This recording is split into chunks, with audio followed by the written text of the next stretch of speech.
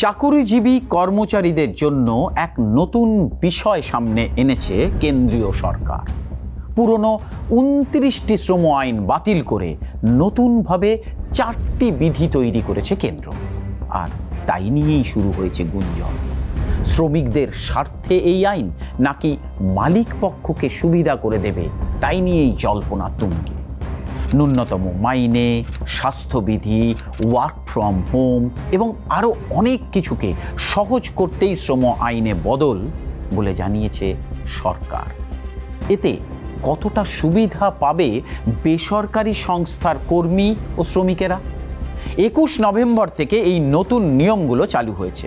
আপনি full time, part time, contract বা digital মাধ্যম যে যাই করুন না কেন, এই নিয়মগুলো সরাসরি আপনার কাজ এবং নিরাপত্তায় প্রভাব ফেলবে।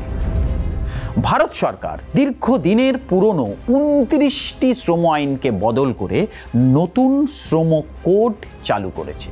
সেগুলো হলো code on wages, industrial relations code, code on social security এবং occupational safety, health and working conditions code.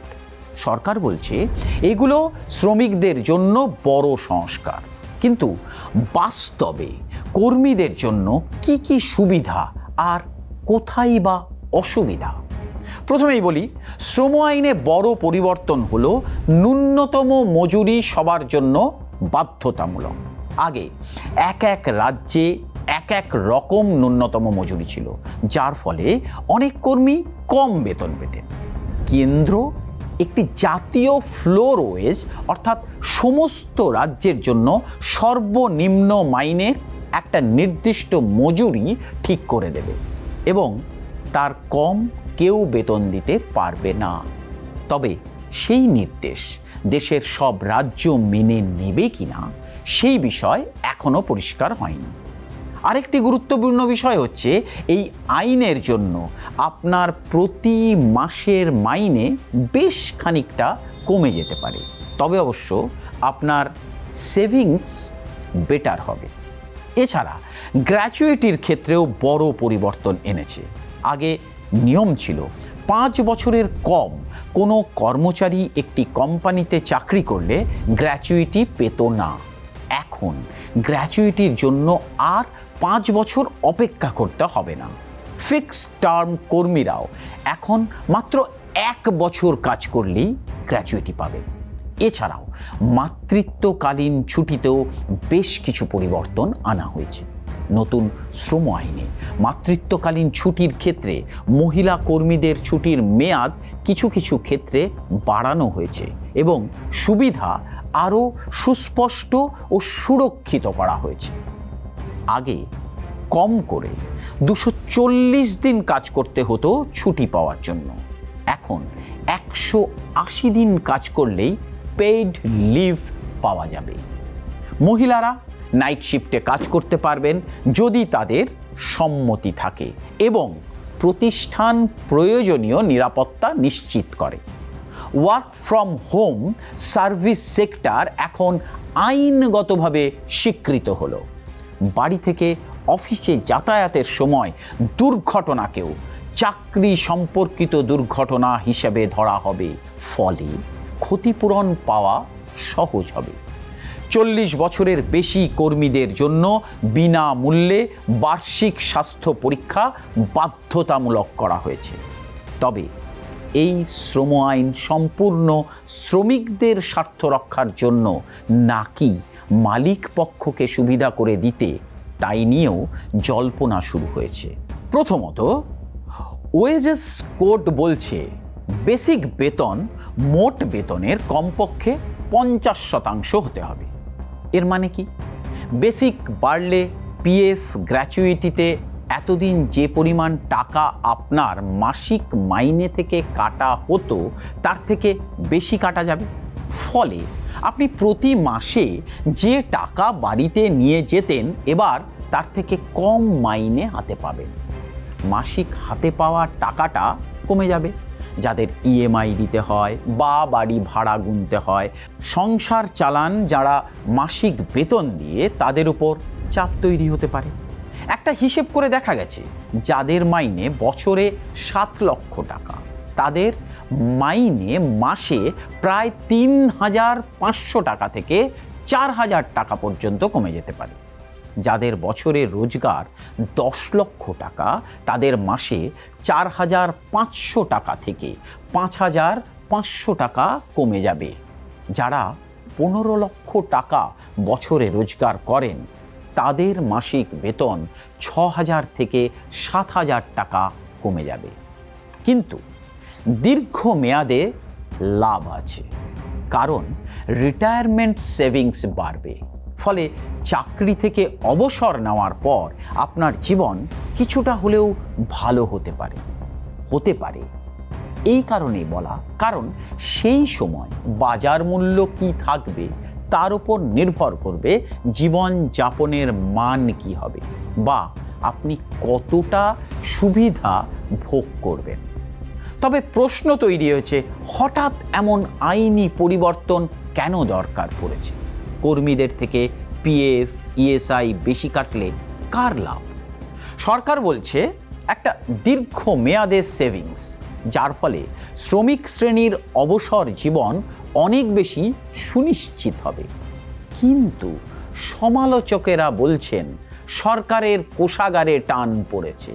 কেন্দ্রীয় সরকারের রেভিনিউ কমে যাওয়ায় পিএফ, ইএসআই এর মতো ফান্ড দিয়ে অর্থনীতির ভারসাম্য রক্ষার চেষ্টা করছে।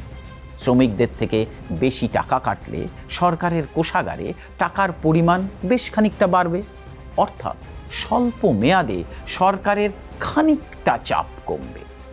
এটাকেই অনেকে অর্থনৈতিক রাজনীতি বলছেন।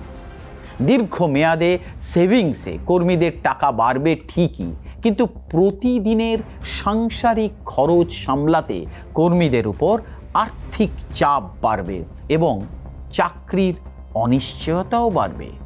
আর এখানেই লুকিয়ে আছে ভারতের শ্রম সংস্কারের আসল রাজনীতি। দ্বিতীয়, সোশ্যাল সিকিউরিটি কোড আসলে কি?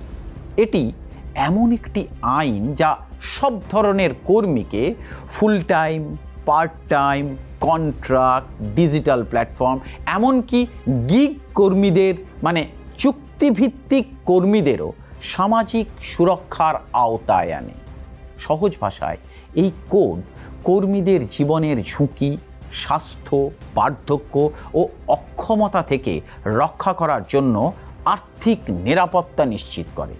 এতে যে সুবিধাগুলো পাওয়া যাবে সেগুলো প্রভিডেন্ট ফান্ড, স্বাস্থ্য বিমার, গ্র্যাচুইটি, মাতৃত্বকালীন সুবিধা, পেনশন স্কিম, বেকারত্ব ভাতা, গিগ কর্মীদের জন্য বিশেষ সুরক্ষা ফান্ড।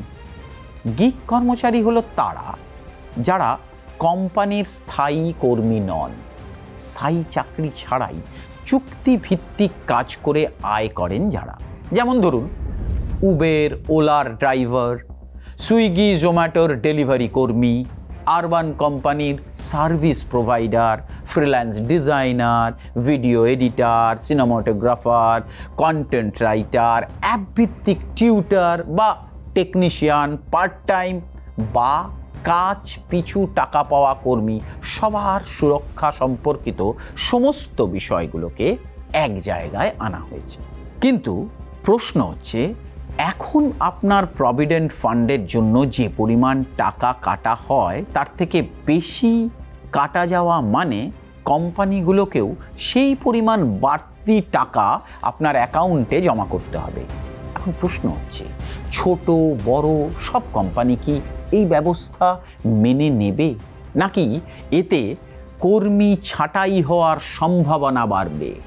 কারণ ছোট কোম্পানির ওপর আর্থিক চাপ বাড়ার সম্ভাবনা বাড়তে পারে। কর্পোরেটের ক্ষেত্রে এই পুরো টাকাটাই কস্ট টু কোম্পানিতে রাখা হয়, যাকে সিটিসি বলা হয়। তৃতীয়ত, industrial relations code. Industrial relation code হলো এমন একটি শ্রম আইন যা কোম্পানি, কর্মচারী আর ইউনিয়নের সম্পর্ককে একটা নিয়মের মধ্যে বেঁধে রাখে। সেই নিয়মে পরিবর্তন করা হয়েছে। ছাঁটাই, কারখানা বন্ধ, স্ট্রাইক, ইউনিয়ন গঠন এসব বিষয়ে নতুন নিয়ম ঘোষণা হয়েছে। তার মধ্যে উল্লেখযোগ্য সেটা হচ্ছে আগে 100 জন কর্মীকে ছাঁটাই করতেই সরকারের অনুমতি প্রয়োজন পড়ত, কিন্তু সেই নিয়ম পাল্টে এখন 300 জন কর্মীকে ছাঁটাই করা বা প্রতিষ্ঠান বন্ধ করতে সরকারের অনুমতি লাগবে না। এতে কোম্পানির অপারেশন সহজ হবে ঠিকই, কিন্তু চাকরি হারানোর ঝুঁকি বাড়বে কর্মীদের। ইউনিয়নের শক্তিও কমে যেতে পারে। মূল উদ্দেশ্য শিল্পে স্থিতিশীলতা, কিন্তু শ্রমিক সুরক্ষায় বড় ফাঁক তৈরি হওয়ার সম্ভাবনাও সেই দিক দিয়ে বেড়ে গেছে। ছাঁটাই সহজ হলে বিনিয়োগ বাড়বে, কিন্তু শ্রমিক দুর্বল হবে।